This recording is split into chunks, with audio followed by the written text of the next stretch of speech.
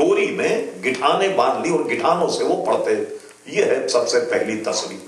ٹھیک ہے صاحب. چلیے اب نماز ختم ہوئی. اب صحابہ کرام جو خصوصاً اصحاب صفہ ہیں وہ اس طرح وظیفہ پڑھنے لگ گئے. کچھ دن تو گاڑی چلی. جو صاحب ثروت تھے ان لوگوں نے دیکھا یہ کر کیا ہے. کچھ دن وہ بھی گاڑی چل گئی. پھر اس کے بعد ان سے پوچھا یہ تم کیا وظیفہ پڑھتے؟ تو بات جناب چھپی نہیں رہی، لیک ہو گئی کہ صاحب حضور علیہ السلام نے ہمیں یہ وظیفہ تعلیم فرمایا. اب سنیے لطیفہ کیا ہوا. ادھر تو غریب صحابہ کرام پڑھ رہے ہیں، مالدار حضرات دن بھر مال خرچ کر رہے ہیں، یہ وظیفہ بھی شروع کر دیا. اب کیا کریں گے؟ یہ تو پھر ڈبل ہو گئے. انہوں نے یہ وظیفہ بھی پھر شروع کر دیا. اب پھر اصحاب صفہ جمع ہو کر کے گئے، یا رسول اللہ صلی اللہ علیہ وسلم یہ تو پھر گڑبڑ ہو گئی. کیا ہوا؟ کہا یہ دن بھر مال بھی خرچ کر رہے ہیں اور انہوں نے ہمارا وظیفہ بھی لے لیا، وظیفہ بھی پڑھنے لگ گئے. حضور مسکرائے فرمایا اب میں کیا کروں. اللہ تبارک و تعالیٰ نے گویا عمل میں بعض کو بعض پر فضیلت دی ہے، لیکن حضور نے ایک حل تو بتا دی اصحاب صفہ کو کہ تم یہ وظیفہ پڑھو تو دن رات جتنے مالدار لوگ مال خرچ کریں گے تمہیں بیٹھے بٹھائے اس کا ثواب مل جائے گا. تو لیجئے صاحب ایک وظیفہ یہ معلوم ہوا. یہاں چند باتیں میں اور کر دوں آپ سے. ملا علی قاری رحمت اللہ نے اس کی شرح میں یہ کہی کہ دیکھیے جتنی یہ تعداد اصل میں حدیثوں میں ہے. اب جیسے بہت سارے لوگ حجت کرنے والے ہوتے ہیں نا، ارے صاحب اگر 100 مرتبے پڑھ دیں تو کیا ہوا، اگر 200 مرتبے پڑھ دیں تو کیا ہوا. یہ کچھ فلسفی لوگ جو ہیں وہ اس قسم کی ساری بیگ میخ نکالا کرتے ہیں مولویوں کو پریشان کرتے. یہ بالکل ایسے جیسے کوئی فلسفی ایک کولو کے قریب سے گزرا. اس نے کیا کیا، یہ دیکھا کہ کولو کے بیل وہ چل رہا ہے، گول گھوم رہا، اس کے گلے میں گھنٹی اور آنکھیں بند ہیں. دیکھا آپ نے کولو، کسی نے دیکھا تو خیر کولو وغیرہ آ رہی مشینی دور شروع ہو گیا. کبھی بچپن میں دیکھا تو ضرور ہوگا آپ نے کولو. ٹھیک ہے صاحب. آنکھوں پہ پٹی ہوتی، بندی بھی ہوتی، گول چلتا ہوتا اور گھنٹی گھومتی رہی تھی. فلسفی کھڑا رہا دیکھتا رہا. اسے صبر نہیں ہوا. اس نے تیلی سے پوچھ لیا، تیل نکالا. کہنے لگے بھائی تیلی صاحب ذرا کچھ سوالوں کا جواب تو دے. کہنے لگے فرمائیے کیا. کہنے لگے کہ آپ نے اس کے آنکھوں پر پٹی کیوں باندھی. اس نے کہا اس کی 2 فضیلتیں. وہ کیا ہے، ایک تو اس کو یہ معلوم نہیں ہوتا کہ گول گھوم رہا، اور آنکھوں پٹی اس لیے باندھی کہ اس کو اگر پٹی نہ باندھی جائے تو وہ اسی کو کھا جائے جس کا تیل نکلا. تو تیل کائے کا نکلے، وہ تو ساری چیزیں خود ہی کھا جائے گا. اچھا کہ یہ بات تو سمجھ میں آ گئی. کہنے لگے بھائی اس کے گلے میں گھنٹی تم نے کیوں باندھی. نے کہا یار تمہاری اتنی بھی بات سمجھ میں نہیں آئی. دیکھو میں خالی تیلی کا کام نہیں کرتا، کچھ اور بھی کام کاج کرتا رہتا ہوں. یہ جب چلتا ہے تو اس کے گلے میں گھنٹی بندی ہوتی ہے، ٹن ٹن ٹن کی آواز آتی. میں دور کہیں بھی ہوتا ہوں مجھے پتا لگتا ہے کہ بیل اپنا کام کر رہا. تو فلسفی کہنے لگا بھائی اگر یہ بیل خالی کھڑے ہو کر گردن ہلانے لگ جائے تو ٹن ٹن کی آواز تو پھر بھی آئے. اس نے کہا خدا کے اگر اس میں اتنی عقل ہوتی تو یہ تو کسی دفتر میں ڈائریکٹر نہیں بنا دیتے. کولو میں لگانی کی اس کی کیا ضرورت ہے. میخیں کچھ لوگ نکالتے ہیں کہ بھئی 100 دفعے پڑھ لے تو کیا. ملا علی قاری نے بڑے پتے کی بات کی. فرمایا سنو 100 مرتبے اگر پڑھ لیا کیا ہے، ثواب تو 100 مرتبے کا ملے گا، مگر وہ برکت نہیں ملے گی جو سرکار نے فرمائی. وہ برکت نہیں ملے گی جو سرکار نے فرمائی ہے.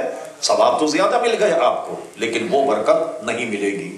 جیسے کوئی آدمی مسواک کرے، دانت صاف کرنے کے لیے مسواک کرے تو ٹھیک ہے دانت صاف ہو گئے. ثواب کب ملے گا؟ جب مسواک کو حضور کی سنت سمجھ کر کے مسواک کرے تب آپ کو ثواب ملے گا. تو انگریز نے ہم سے مسواک لے کر کے 20 روپے کا برش اور 30 روپے کا ٹیوب تھما دیا ہمارے ہاتھ میں. لیجیے صاحب آپ کا کیا مولانا دانت صاف کرنا منع نہیں. بھئی آپ دانت بھی صاف کیجئے، سرکار کی سنت پر بھی عمل کیجئے، رکھیں مسواک بھی استعمال کریں. بلکہ ہم نے بعض بزرگوں کے حالات میں پڑھا کہ وہ مسواک کو کان میں ایسے لگا کر کے رکھتے جیسے کاتب قلم کو رکھتا ہے. جیسے موقع ملا مسواک کی اور پھر جناب مسواک انہوں نے کان میں لگا لی. اس قدر اہتمام انصرام کرتے. تو جو تعداد معین ہے اتنی تعداد پڑھنی جو ہے وہ محترم حضرات سنت کو پانے کے لیے ضروری ہے، اس ثواب کو جس کو حضور نے فرمایا. حضرت صدر الشریعہ بدو طریق حضرت اللہ مولانا امجد علی صاحب رحمۃ اللہ تعالی علیہ اس کو بڑے آسان انداز میں سمجھاتے ہیں. فرماتے ہیں اس کو یوں سمجھو کہ ایک تالا وہ 4 دندانے سے کھلتا ہے، 4 دندانے والی چابی سے کھلتا. تو آپ اگر 5 دندانے والی چابی سے کھولیں تو تالا کھلے گا نہیں. آپ کھولو، اس میں تو 2 زیادہ، اس میں تو 1 دندانہ زیادہ، تو جلدی کھل جانا چاہیے، نہیں کھلے گا.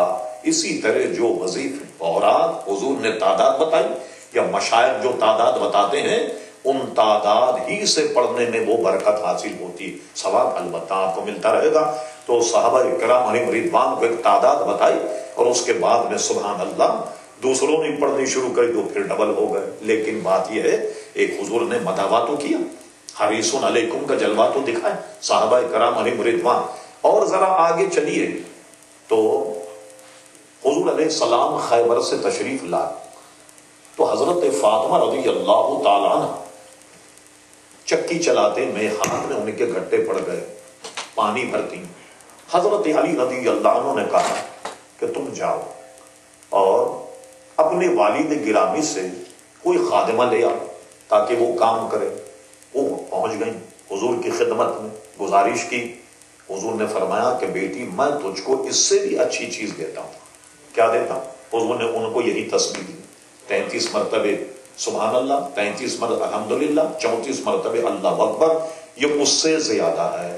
اور اس کا اثر پھر بعض شروں میں ہے کہ حضرت امام حسن یا امام حسین جھولے میں سو رہے، حضرت فاطمہ رضی اللہ عنہ کی آنکھ لگ گئی، جھولا خود بخود چل رہا، چکی خود بخود پس رہی ہے، جبکہ حضرت فاطمہ رضی اللہ تعالیٰ عنہ جو ہیں وہ سو رہے.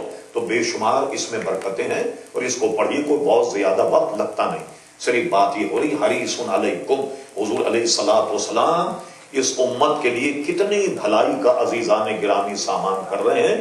اس کا اندازہ آپ لگائیے جو حضور صلی اللہ علیہ وسلم ان باتوں کو صحابہ کرام علیہ وقت سے بیان کرتے.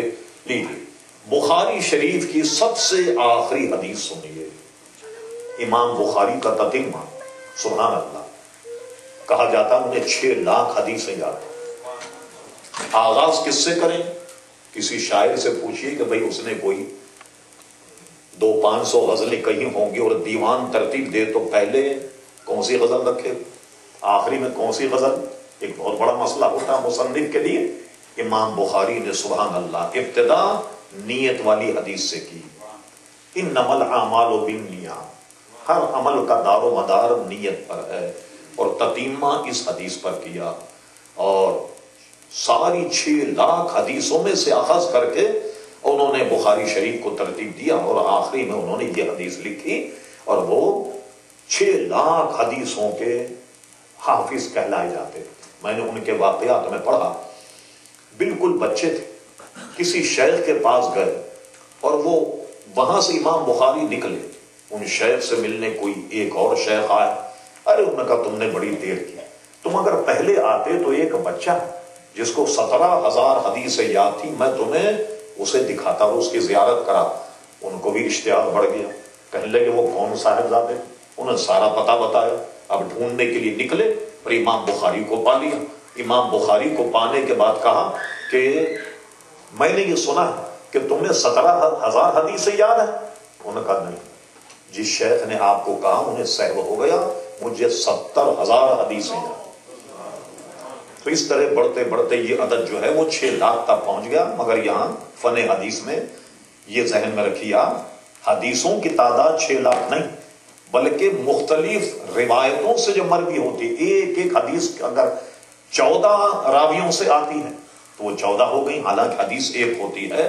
تو یہ اس طریقے سے حدیثوں کی تعداد جو ہے وہ بڑھتی ہے اور حدیثوں کی تعداد اتنی نہیں جتنی بتائی جاتی. امت جو منکر حدیث ہیں وہ اعتراض کرتے ہیں صاحب اتنی حدیثیں وغیرہ وغیرہ. اور یہاں ایک بات اور بھی میں بتا دوں ذرا ضمناً تاکہ ہماری اصلاح بھی ہوتی رہے.